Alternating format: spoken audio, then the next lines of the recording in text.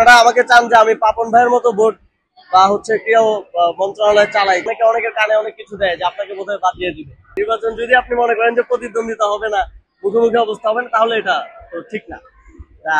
একটা জিনিস হচ্ছে, দেখার বিষয় হচ্ছে আমরা পক্ষপাতহীন এবং একটা অন্তর্ভুক্তিমূলক এবং অংশগ্রহণমূলক নির্বাচন হচ্ছে কি সেটা নিশ্চিত করাটা প্রয়োজন। এখন পর্যন্ত সোফার আমি দেখছি ঠিক আছে, এবং যে আপত্তিগুলো, যেই এক ধরনের অনিশ্চয়তা ছিল, সেটা কিন্তু আজকে এই যে তালিকা আসলো সেখানে সবাইকে অ্যাকোমোডেট করার মধ্য দিয়ে সলভ হয়ে গেছে। এখন কাউন্সিলররা ভোট দিবে, ভোটের মাধ্যমে যারা নির্বাচিত হয়ে আসবে তারা লিডারশিপে আসবে। এবং আগের নির্বাচন কি হতো, একজন প্রেসিডেন্ট হবে, মাননীয় প্রধানমন্ত্রী বলে দিয়েছেন, এখন তার জন্যই সকল আয়োজন হতো।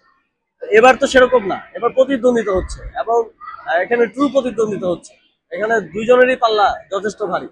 প্রতিদ্বন্দ্বিতার মধ্য দিয়ে যে আসবে সে, তাকে মেনে নিতে কারো কোনো সমস্যা থাকা উচিত না। গণতান্ত্রিক প্রক্রিয়া যে আসবে সে।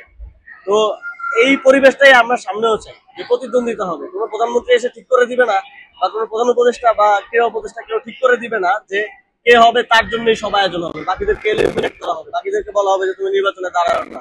কাউকে ডিজিএফআই ফোন দিবে বা কোনো গোয়েন্দা সংস্থা দিয়ে কল দেওয়ানো হবে যে আপনি আইসেন না।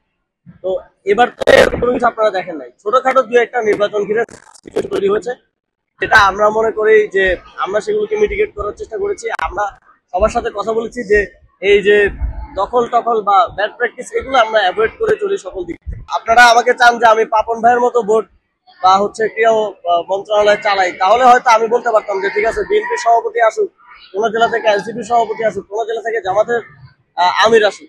কিন্তু আমি তো ওইভাবে অ্যালাউ করতে পারবো না। কনস্টিটিউশনে যেভাবে আছে আমরা সেভাবে রান করার কথা প্রথম দিক থেকে বলে আসতেছি।